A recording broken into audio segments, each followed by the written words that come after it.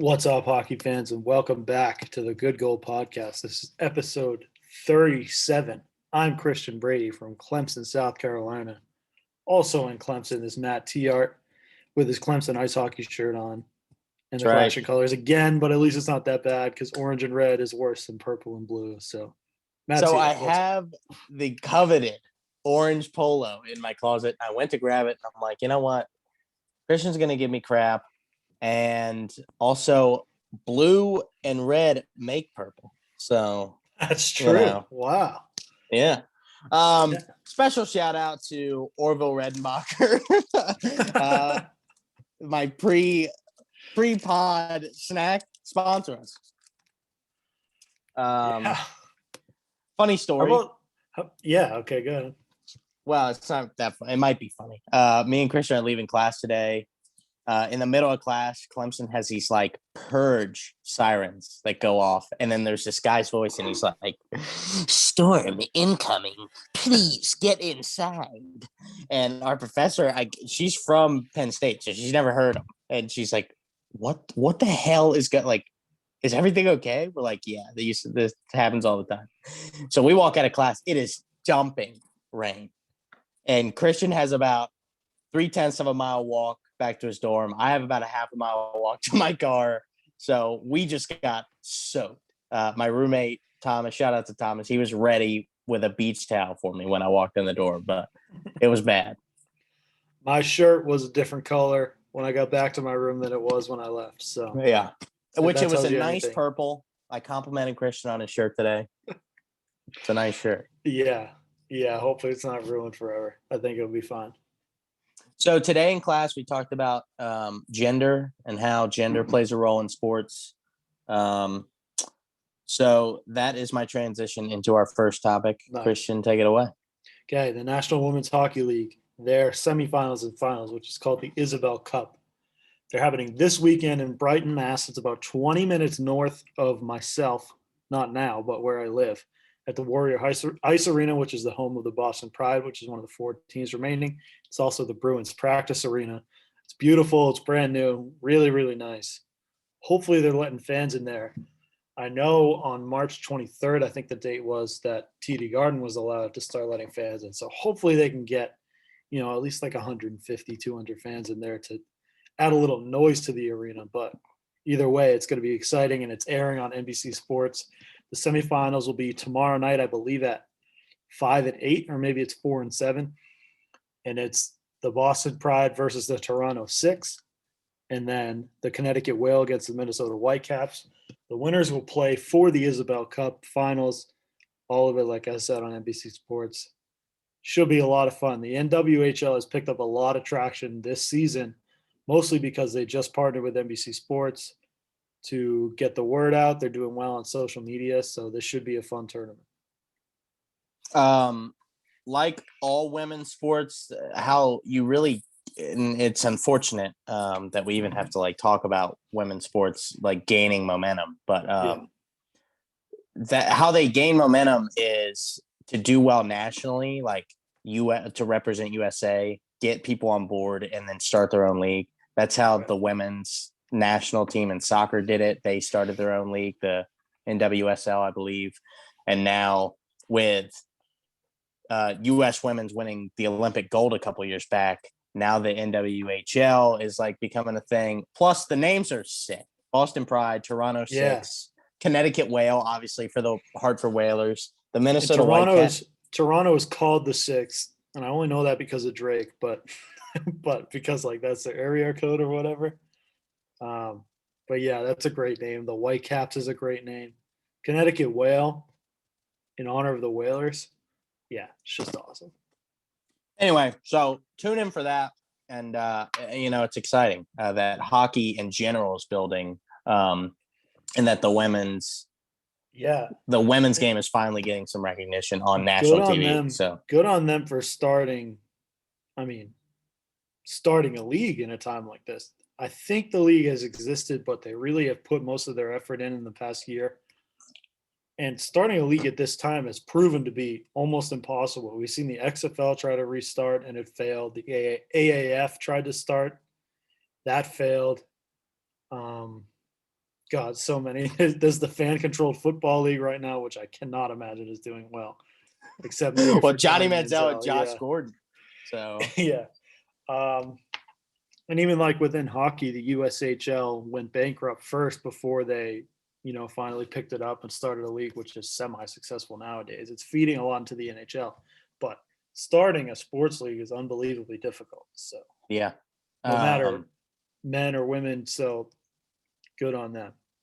And it's kind of a double-sided coin because they gained a lot of their momentum through COVID. And the silver lining is that there were no sports on. So once sports come back, it's like, let's focus on that. Like the fans will take what they can get. So, which is a poor way to put it, but anyway, yeah. No, yeah, you're right though. Okay. In some other non-NHL hockey news, the NCAA hockey tournament the men's tournament is starting tomorrow. The women's tournament already happened. Wisconsin defeated Northeastern 2-1 in overtime to win the national championship.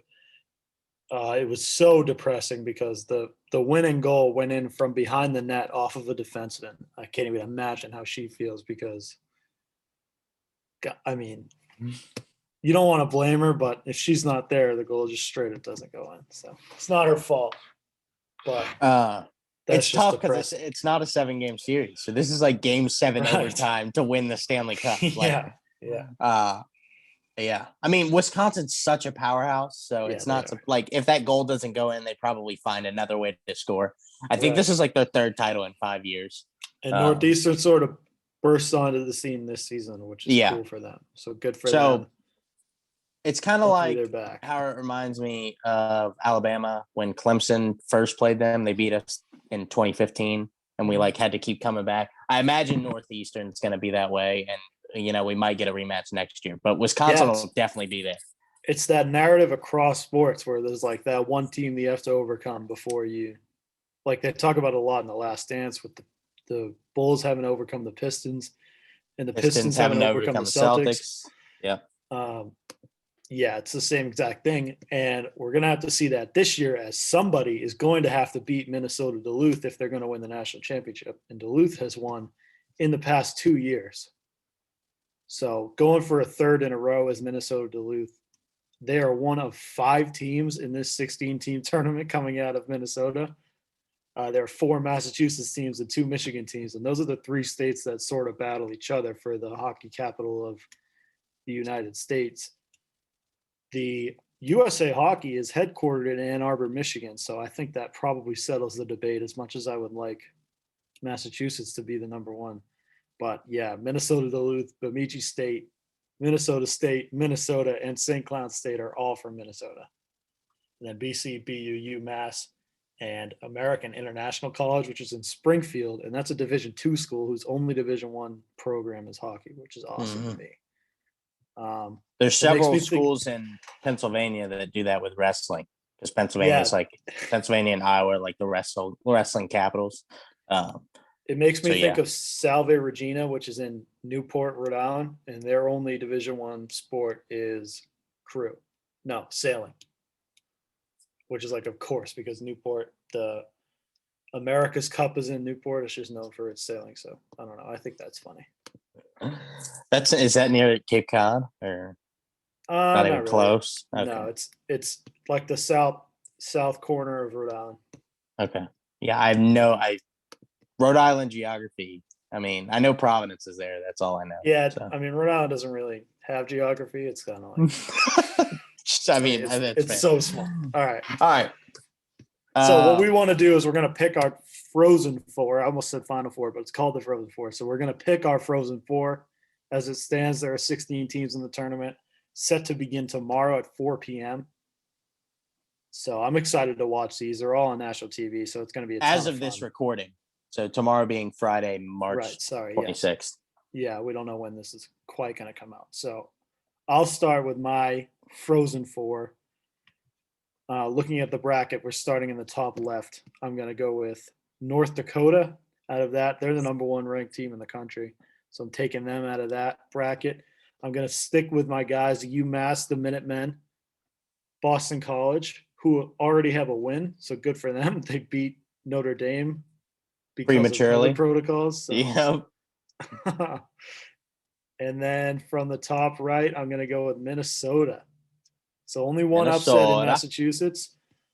I have North Dakota in the top left. They're going to overcome Minnesota Duluth. So I'll leave it at that. I'll pick my winner after Matt gives me his Frozen Four. All right, so my Frozen Four. April 8th is the Frozen Four semifinals in PPG Paints in Pittsburgh, and then the National Championships April 10th, also in Pittsburgh. Minnesota Duluth is like crawling into this chase for a three-peat. They're 14-10, so I don't see them making it very far. I think North Dakota, the overall 1 seed, takes the Fargo side of the bracket. As far as facing North Dakota, I think I'm going to go with it's going to be UMass Wisconsin in the quarterfinals, and Agreed. I don't want to pick UMass, but I'm going to. Okay. So North Dakota, UMass on the top side of the bracket, and on the bottom side, I'm going to go with Minnesota, the number 3 seed, and St. Cloud State is going to be the underdog for me. So yeah, that's my Frozen Four. Having to overcome 2 Boston teams is St. Cloud State, but they have the coolest jerseys in college. No, sorry, the North Dakota Sioux jerseys. I don't know if you know these, Matt. They're so cool. St. Cloud State is in second. Sioux Falls. Yes, that's where Mark Tiart was born. Is that right? I had no idea. Wow. Yeah. So those shout are out, awesome Dad. jerseys. Yeah. Dad, I guess Dad's like there's no college hockey in Virginia, so there's like D3 club. So I guess he's a North Dakota fan, so it works out for him. Yeah, they're cool. Zach Parise went there. I don't know. Their jerseys are sick anyway with the ND. It kind of. College hockey but college hockey has the coolest jerseys. If you've seen the Michigan Mays jerseys, they're unreal. Mm-hmm. Quinnipiac has some yellow jerseys. Minnesota State, I think, is purple and gold, which is a sick color combination. College hockey has awesome jerseys, so at least put on the game for a couple of minutes to look at the jerseys. All right, so you went first, picking the Frozen Four. I'm gonna go first and picking the national championship. Cool. So I got Minnesota beating St. Cloud State on the bottom of the bracket. I think they'll make a Cinderella run. Not really though, because they're a really good team. But so I got Minnesota, the 3 seed, going to the national championship, and North Dakota making it as well. And North Dakota wins it all. Nice. I was gonna pick North Dakota to win it all, so I'll change it. We'll put a lot of money on it. Okay. North Dakota is going to lose to Massachusetts. Minnesota will beat Boston College, and Minnesota is your national champ. No, UMass is your national championship. I got to do it. So you went from picking North Dakota, who I picked, and then you don't even pick them to make the national championship. No, I don't. No. Solely on the fact that I picked them to win. Well, I saw. Yeah, that's exactly right. You picked them, so I was like, oh, there's no way he's right. Thanks. I saw Boston College lose to UMass Lowell in I guess it was the Hockey East semifinals. They lost in double overtime. It was an awesome game, but they blew a 3-goal lead in the third period. So just for that, I'm punishing them. But all right. And I had to have a Mass team somewhere in there. Okay, so that's it. My national championship is UMass versus Minnesota, and UMass, the Minutemen, are the national champions. Write it down in pen, in ink, because that's a fact. Well, we both have Minnesota going from the bottom side of the bracket, which makes me feel confident. So makes me feel confident that there's no way that happens. Yeah, because if we know anything about March Madness, there was no perfect brackets by day 2. So yeah, there was no perfect brackets by game 1. between me and you. So all right. Let's jump on up to the pros, the NHL. yeah. What do It's you a got fun for us, story. Christian? Yeah, It's a fun I haven't story. heard the story. I've been like out You of the zone. haven't? So no. Okay. Referee Tim Peel is banned from NHL games after calling an admittedly soft penalty on Nashville because he wanted to get Nashville in the box early, and that's a quote. So he was mic'd up for the game, and on the broadcast they air this conversation he had with another ref where he says, "Yeah, that was a soft call, but I wanted to get Nashville in the box early."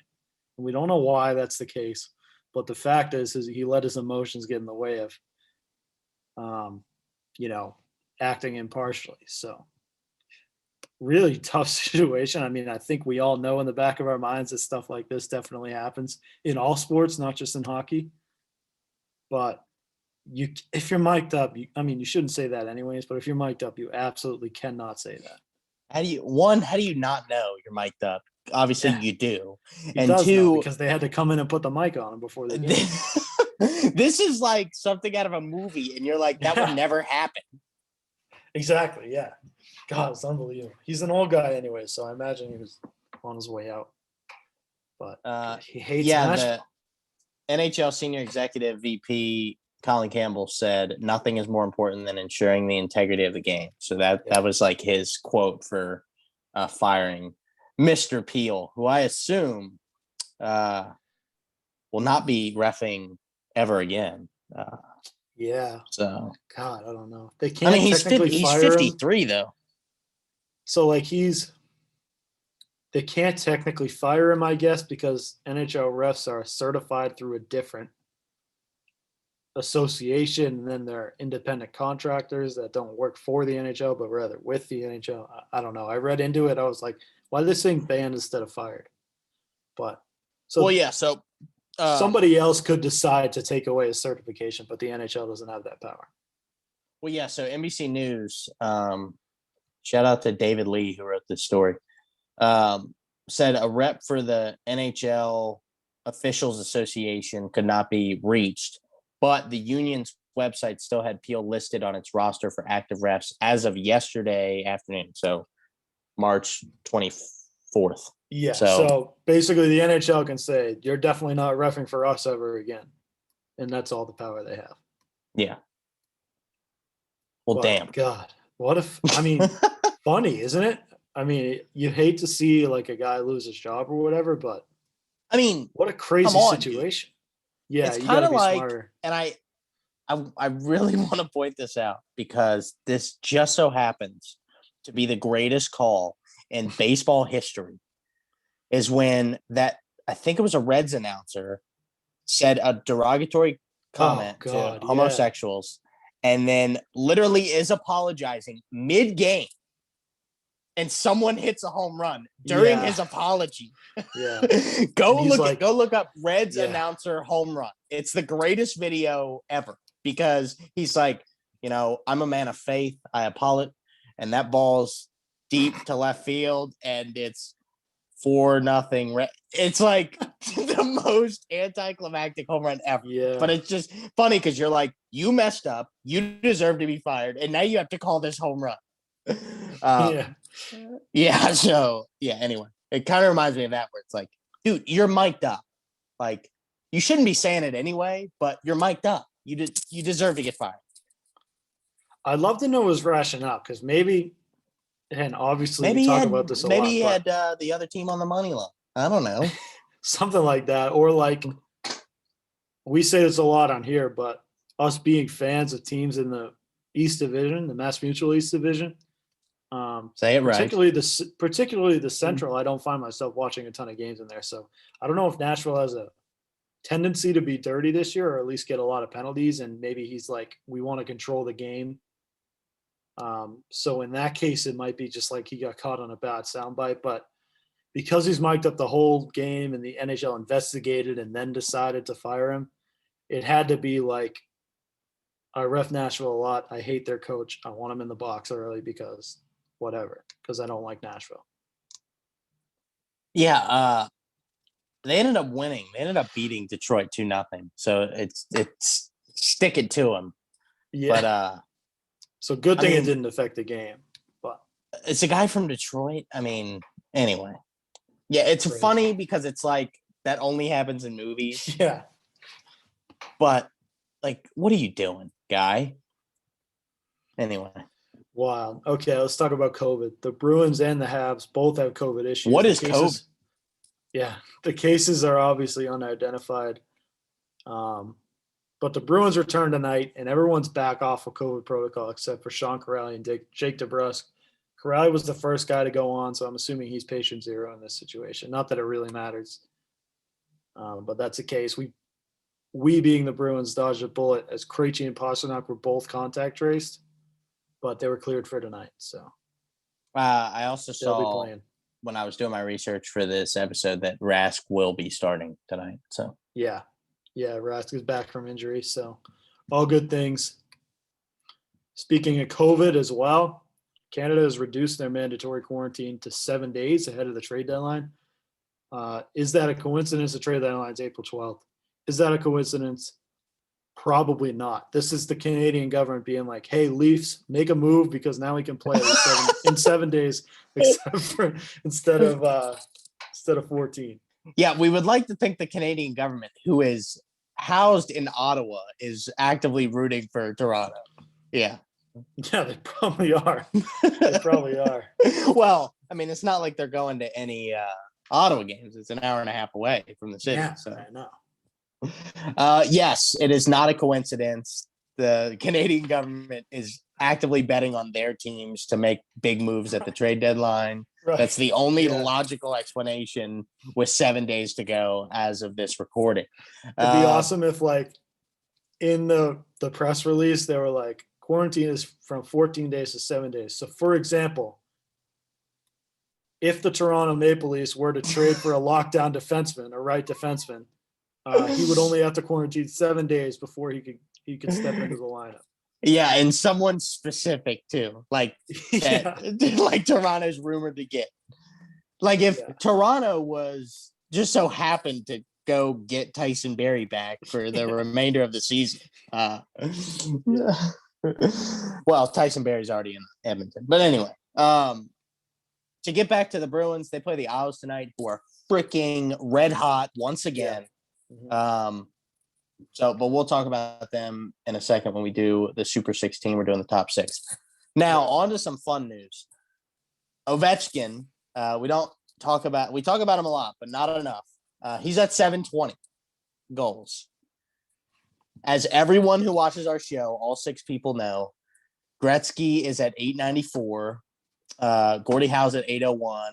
I subconsciously knew that, but Christian reminded me before the show. So 720 puts Ovi at 6th all time by himself, just past Phil Esposito, I believe. He's 11 behind Marcel Dion for 5th.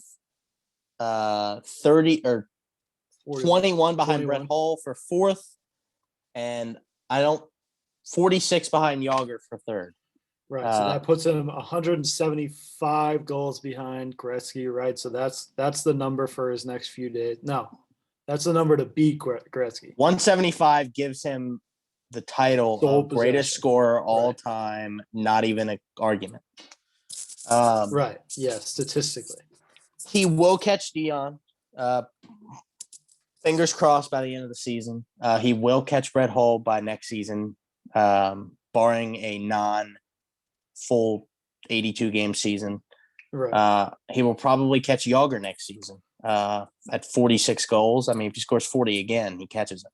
Right. If he scores 10 by the end of the year, 11 by the end of the year, he should. If you had to bet your life savings on Ovi catching Gretzky, yes or no, throw every other factor out, is he catching Gretzky? So I said this before the show. If the records didn't exist and you just said Ovi has 720 goals right now, how many is he going to end with?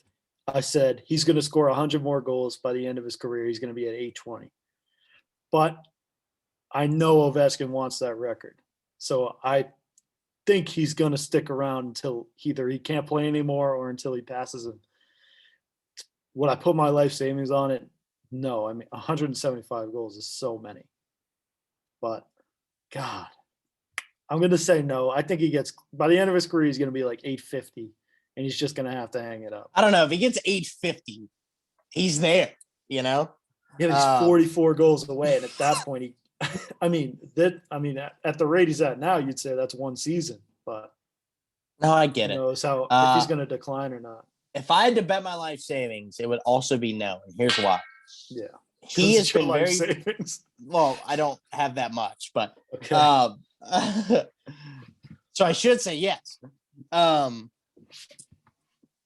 He has been vocal about wanting to go back to Russia to play with his KHL team he like grew up with. Really? While he still has game left in his skates. So that's what scares me. But I think if you are right on the money and he leaves the game in 4 years with 817 goals, he's still unarguably to me the greatest goal scorer of all time. Yeah, I think you're right about that.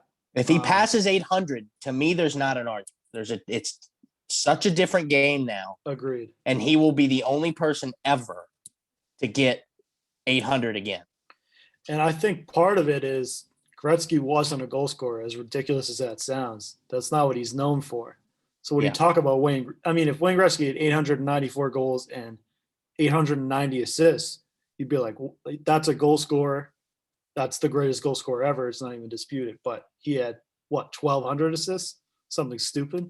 No, he had 1,900. Yeah. He has more assists than anyone has points. He has over 2,000 assists. Yeah. Obviously, he's a goal. I mean, obviously, right. Gretzky's a playmaker and Ovechkin is a goal scorer. So he's the best at his role to ever do it.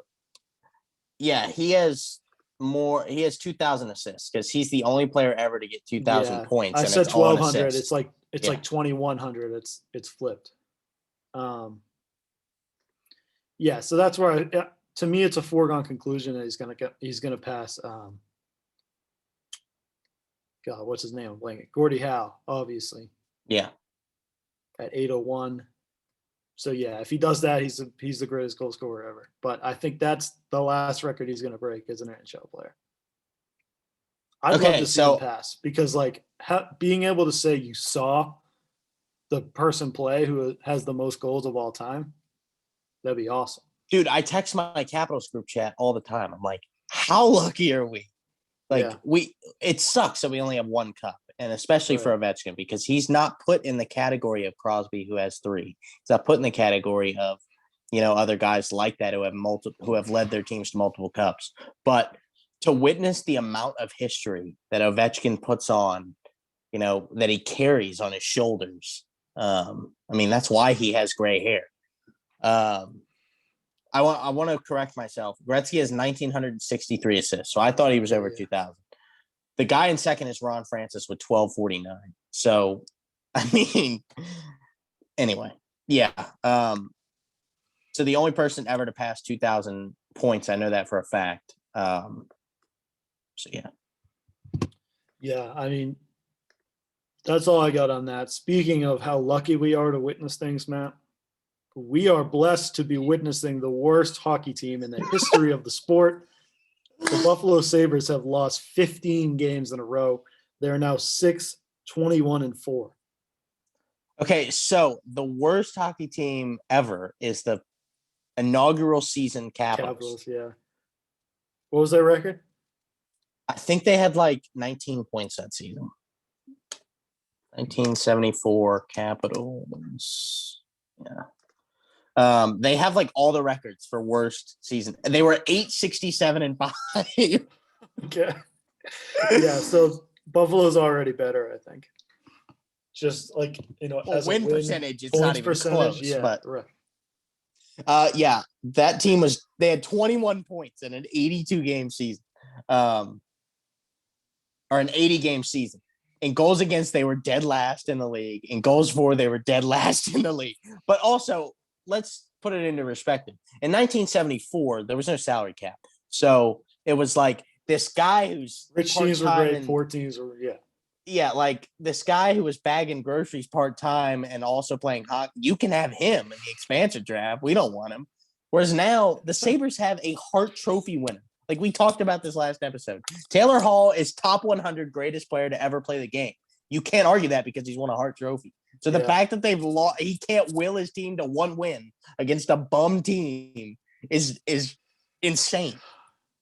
And he's not even the best player on his team. No.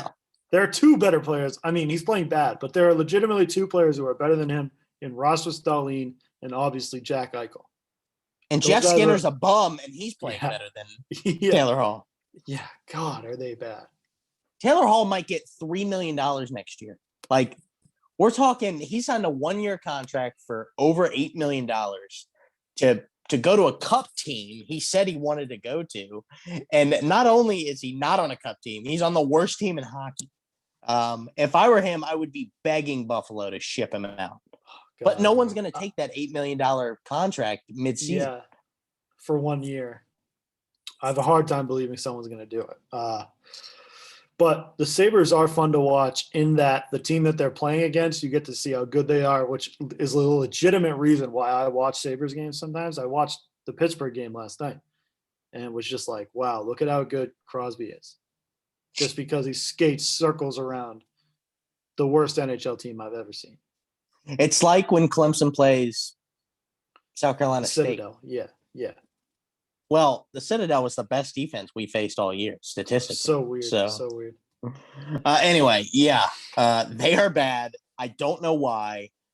The front office should hire us. Ottawa and Buffalo were available to run your franchises because whoever's doing it now. Ottawa's looking up. If there were a bet that they'd win the Stanley Cup in the next 5 years, I would take it. What? Yeah. For low money, right? I mean, dude, obviously the odds are like plus 10,000. I put $1 on it and win $1,000 if it ever happened. But yeah, they draft so well. Matthew Tkachuk, Tim Stützle is great. They're so young. And they have Matt Murray locked up now, who's actually playing well this year. They also have 1 million draft picks, but right. Don't sleep on them. I mean, they tend to trade all their. They tend to trade all their best prospects. So yeah, they do. Anyway, but yeah, all right. I think that's it for our news. Let's get to the NHL.com Super 16. We did the top 6. I want to do the top 5, but you'll see why after we do the top 6.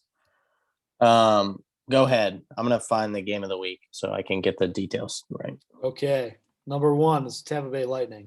They've yet to be dethroned. I mean, they haven't been number 1 for a couple of weeks this year, but they deserve to be number 1 because they're the best team in hockey. Vasilevsky has won 12 straight starts, which is a Lightning record. Good for him. He'll tie the NHL record for most consecutive wins by a goalie. If he wins his next 2, he's a perennial Hart contender. It's becoming one of those things where voter fatigue is going to be the only reason why he doesn't win the Hart Trophy, because I think he's the best goalie in hockey. It's just like, how do you decide because the team in front of him is so good? But Vasilevsky's the best goalie in hockey as it stands, at least in my eyes. Literally no disagreements from me other than Vitek Vanacek. Yeah, I mean, dude, so someone go ahead. You win 12 straight starts. I mean, we were talking about Fleury, and he was like 9-0-1 to start the season. I mean, that was insanely impressive. But to go 12-0 in 12 starts, I mean, I hope for the kid that he gets I mean, he's only like 26. It's wild. I hope for him that he gets the record. How about? But yes, we were just talking about front offices. How about having the gall to move on from Ben Bishop at the top of his game and stick with Vasilevsky? If you're a Lightning executive, imagine how difficult a decision that had to be. And it more than paid off already.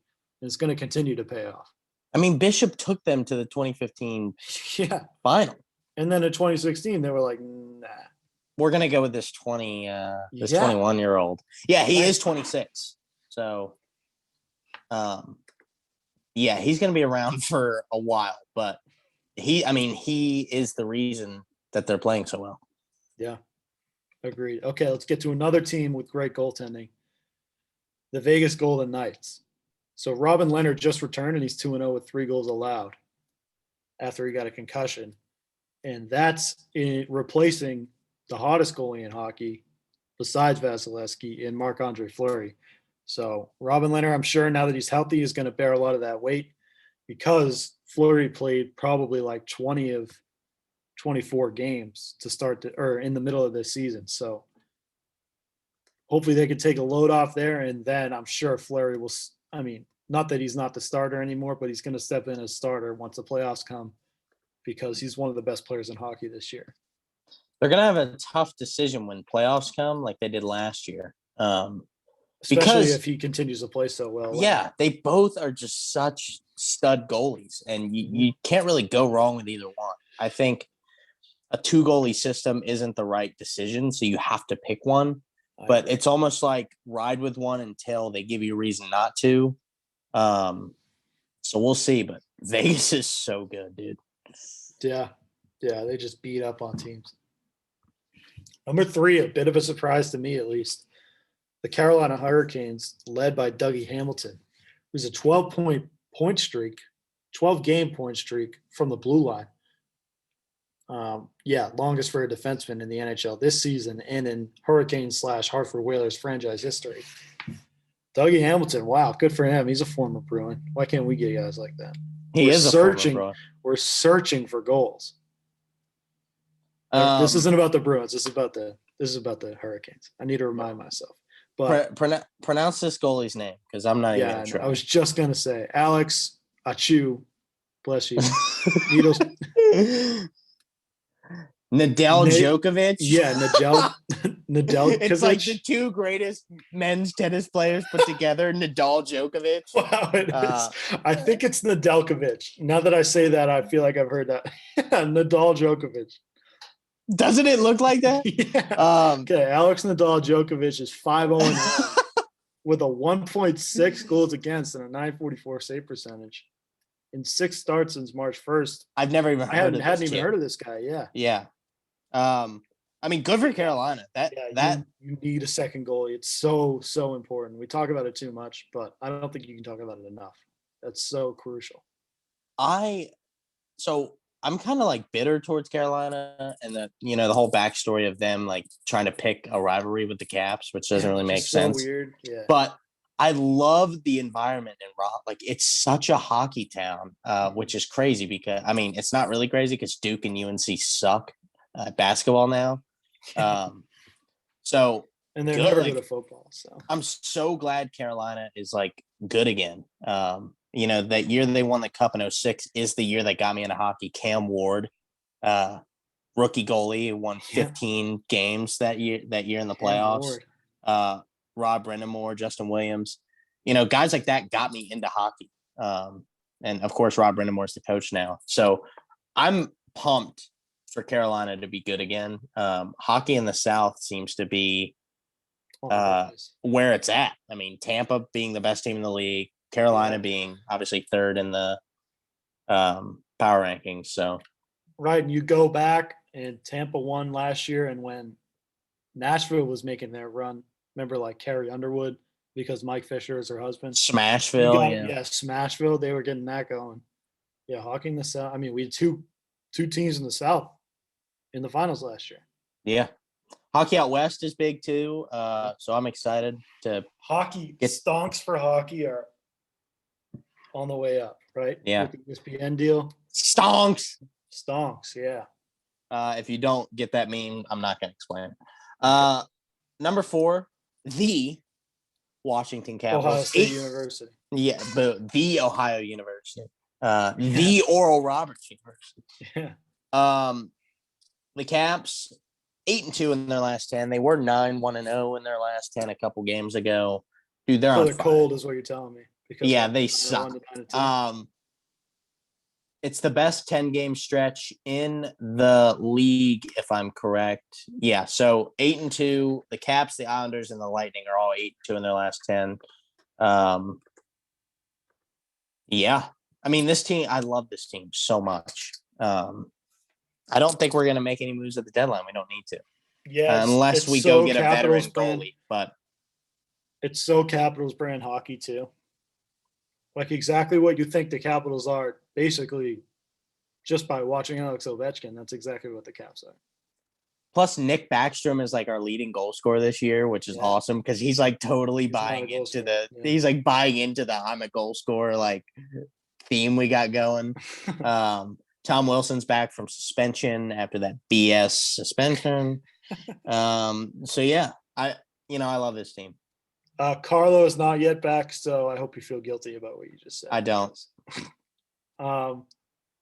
Yeah, they're huge. When you play against them, you literally notice watching on TV how big this team is. So they're going to be hard to beat once everybody starts playing. Speaking of Boston giving away defensemen, I was absolutely on the don't sign Chara train. And he gives up a bunch of goals, but he's such a good penalty killer, and he just bullies people, which is good because it. Nah, I don't know. Wait till he fights someone. It's the most ridiculous thing you've ever seen. He ragdolls people, and he probably won't fight because Wilson fights. But it's nice to take the load off Wilson a little bit with the the scrums after stoppages and stuff. But this seems like a good time for that, Matt. Actually, fighting is making a comeback this year because there's no fans. There's no fans to bring energy. So how are you going to get it? You go get your face beat in by the biggest guy on the other team. Yeah, right? And that gets like Evander King because the fans can't do it. And I love it. I hope more fighting sticks around. It'll probably subside as the fans get back, but again, like nothing gets the fans going like a fight. So I hope fighting is not here to stay because it was always here, but I hope it's like fully back. Also, it seems like every team in the league has decided to let fans back except for the Caps, which is unfortunate for my dad and Jerry as season ticket holders. Yeah, that stinks. Yeah. Number 5, Christian. The New York Islanders, one of the hottest teams in hockey. Rookie, other than the Caps, I'll give them their due. Rookie goalie Elias Sorokin has won 8 straight games since February 16th. He had to step in when I almost said Ollie Shesterkin. There's no way his name is Ollie. Why did I say it's Varlamov, right? What? Varlamov Shesterkin? No, Igor Shesterkin. That's what it is. Nope. That's the Rangers. That's literally a different hockey team. Yeah, I'm like, what are you talking about? God, yeah, he like stepped in when Varlamov went down, I'm pretty sure. Yeah, okay. So it's the same situation. Maybe that's why I'm confused because I'm like, what? Also hurt. Who is God? I know who Shevchkin is. I'm just that's like, a bad note. That's a bad. But he's playing well, which is huge. Rookie forward Oliver Wahlstrom has scored 6 points in 6 games since March 13th. They're really high on him, and they should be because he's going to be special. Yeah, the Islanders are so hot. Are they peaking at the wrong time? Who knows? That happened last year, remember, because they were the hottest team in hockey, and then they lost 13 games in a row. Then they were the worst team in hockey, and then they beat the Caps in the playoffs. So, but it's kind of like we talked about having to overcome things before you're successful. The Lightning haven't overcome their getting swept in the first round as one of the best teams ever in the regular season. So the Islanders now with a little more experience about sustaining their success, I think they'll make a run in the playoffs. Plus, Trotz is, if I'm correct, the 5th winningest hockey coach of all time. He knows. Yeah, he knows how to get the guys going. So, for sure. Yeah, I'm not worried about the Isles making the playoffs. I think 5th is honestly this top 5 so far is spot on to me. Agreed. And number 6. All right, number 6. Too, yeah. My team, Colorado Avalanche. the Avs. Nathan McKinnon returned after a 3-game absence. He has scored 13 points in 8 games because that's what Nate McKinnon does. That's what the dog does. Have you heard that story about Nathan McKinnon where TMZ came up to him asking him about something? He was like, "Why are you talking to me?" Like, TMZ. Yeah. TMZ is supposed to go with celebrities. I love that story. I'm pretty sure you said that on the pod. Oh yeah, I probably did. Anyway, Colorado second in the. What is the Central Division's? They're in the West, aren't they? No, the Discover. What is Central Division's? I'm blanking. I think it is Discover, but I thought Colorado was in the West. Here we go. The Discover Central Division, number 1 and 2, Vegas Golden Knights, Colorado Avalanche. They happen to both be, Colorado is in the West. In the West. I don't know The what Honda I'm talking West about, Division. dude. That's right. They're in the Central usually, so I'm losing my mind. It's been a long week back from spring break. Yeah. Let's go out west. The Honda West Division, first and second in the division. Vegas Golden Knights, Colorado Avs. They play tonight, Thursday. I keep looking at my watch because I don't know what day it is. The 26th, I believe, 25th. 25th. And then they play on Saturday as well. We've highlighted this game before because they played in the outdoor game on Lake Tahoe. But every time they play, it's fireworks. So I definitely want to highlight it because, again, Vegas is one of the hottest teams in hockey. Nathan McKinnon is one of the hottest players in hockey right now. It's going to be a phenomenal game. What do you mean by that? 13 points in 8 games. Okay, just making sure you weren't talking about his plays and good looks. I mean, he's definitely a good-looking guy. So,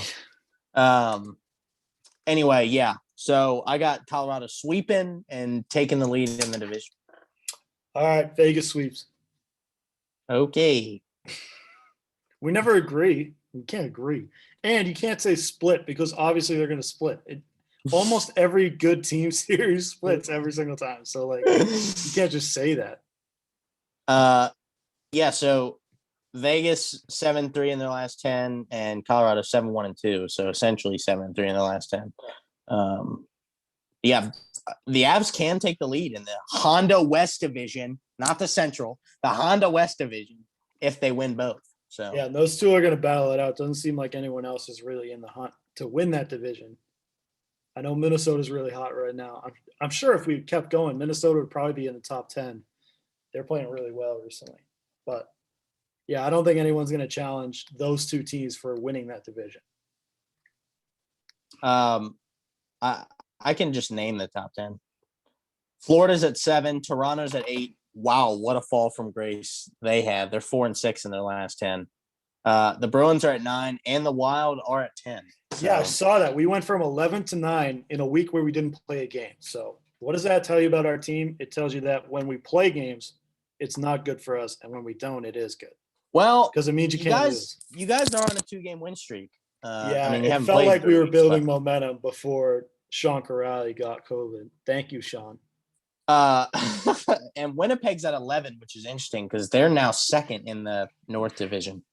So, Edmonton followed from grace a little bit, but McDavid still has 100 points in 20 games. So, don't even look it up because that's a fact.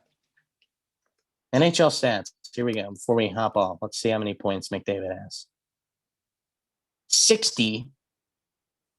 Wow. Oh my gosh. So he has 60. Draisaitl has 50, who's in second. Patrick Kane has 44. Wow. That's not, I mean. So this is an interesting dynamic because you watch basketball, like for this tournament, and you realize that a single player can have an enormous effect on a game. Like if a game is not going well, one player getting hot from 3-point or even not from 3-point, just getting hot in general, can change the tides of the game. I've never seen an NHL player who can do that. Like, because hockey's such a different sport. Even the best players are on the ice for 22 minutes a game. That's only a little bit more than a third of the game. He can. They were playing. God, who were they playing? Winnipeg. And they were down 2-0, and he scored immediately. And he had the puck for an entire minute 10 shift. It was the most ridiculous thing I'd ever seen in my life. And of course, at the end of the shift, he scores. He literally takes over hockey games. And McKinnon is the same. But it's so – I've said this before. It's interesting when you get a guy in hockey where if you ask someone who's not a hockey fan, who doesn't know hockey, like, who's the best player on the ice? McDavid and McKinnon are two guys that everybody can tell when they're on the ice and that they're the best players there. Matthews as well. Yeah. If I asked you who's leading in goals, who would you say? Who's leading the league in goals? Oh, yeah. Is it Mika Zibanejad? No. Is he up there? Because he had 4 goals in a game. So he's not even top 10. Okay. Who leads the league in goals? I don't know. Austin Matthews, Hmm. and Connor McDavid. I thought leads the you league were in asking that assists? question as like it's not expected, but it's the only two people you'd expect. Who leads in assists? McDavid. And it's not even close. So the fact that we are almost at the trade deadline and he leads in goals and assists, give him the heart now. I don't care. He has 60 points, and let me see how many games they've played. It's crazy, 34. dude. It's almost 2 points a game. This guy's stupid. I honestly hate him. He's ruining the game. Hedman leads the league in points for defensemen. Shocker. He is so good. He's the worst. And Tyson Berry's second, who Good for him. is now in Edmonton. So, Yeah. I mean, we're talking about a power play for Edmonton that is probably, the number one factor for Draisaitl, McDavid, and Tyson Berry all being in the top two in their respective categories. Probably. And Barry isn't even in the discussion for Norris. Another defenseman on his team, Darnell Nurse, is, which is wild. He's up there in defensive points. He's not even the best defenseman on his team. Yeah, he's seventh in points. So which would mean that they're probably underachieving as the 4 seed right now. They should probably be playing better. No? If they have two of the best defensemen and arguably the two best forwards in the league. Not even, arguably. Yeah. The two best forwards in the league. Right. And the best player of our generation, you could say that now. And no one's ever going to catch Gretzky, so it's a different category. But if I had to argue who's going to be second by the time we pass away in 80 points, years, yeah, it's not going to. I don't know if McDavid puts up the points, but we're talking about just sheer skill. He might be he is the most talented player that's ever played the game. Yeah, skating. Gretzky has admitted that before. So yeah. So anyway, and we talk about him every episode because we have to. But anyway, yeah, that's all I got. He's fun to watch. Do yourself a favor and get some Connor McDavid in your life. That's all I got for this episode. Go Caps. We play the Devils tonight, so go Minutemen, even though I chose not to go to UMass and to come here instead. Well, so obviously if Providence was in the bracket, you would have picked them. Yeah, right, because that's my team. But all right, we'll see y'all next week. So go Minutemen.